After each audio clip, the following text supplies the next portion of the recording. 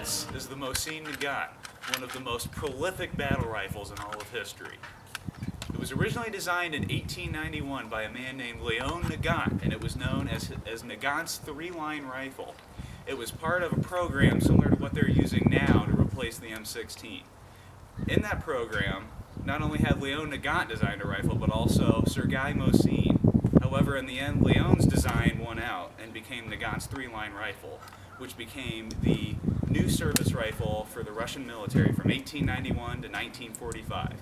Now, the reason we call it Mosin Nagant over here in the Western world is because certain design aspects went into this rifle from Mosin's design, therefore becoming the Mosin Nagant to us Westerners.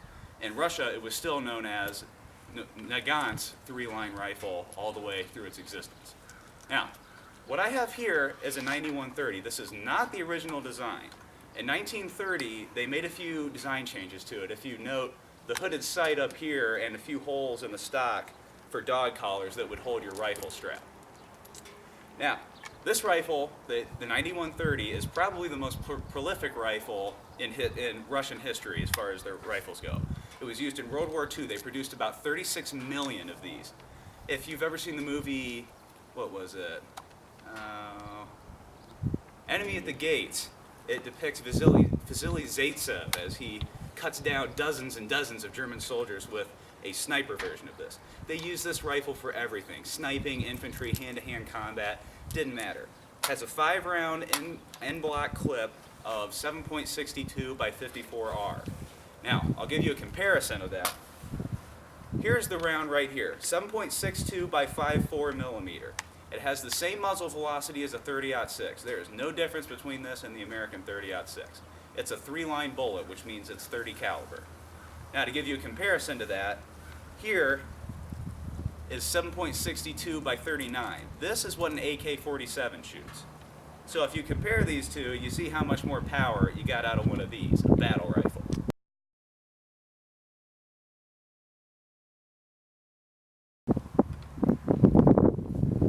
Now, as far as this rifle's use, like I said, they used it for everything. It has a range of about 2,000 yards, as denoted here by the sliding sight.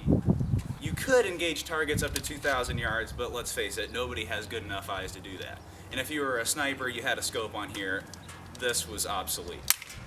Now, they use this for everything, short range, long range, etc. However, when it came down to short range and to hand-to-hand combat, it wasn't the greatest thing ever. It was really big and cumbersome, so they ended up making a shortened version, the M44. Now, let's give you a little demonstration of how this puppy shoots.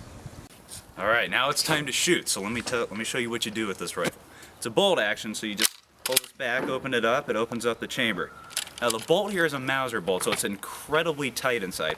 There's a spring in here that is so strong it could pop out and go through a 2x4. So be careful when you're using these things. Now to load it, it's real easy. You just grab some bullets and you just take them, just stick it in right there, provided that you do it right. There you go, just like that. Now normally they would have a stripper clip which would hold 5 of these on a little metal rack, and you just set it on top and you press down and press all 5 rounds into the mat. I don't have any of those. I don't feel like spending money on them. So you have the bullets right in there, and then push the bolt up in like that, and it's ready to shoot. Disclaimer. Our firearms were discharged in accordance to local and federal law and were all treated as if loaded and fired in a safe direction. Now let's get on with the carnage. Alright, let's shoot it.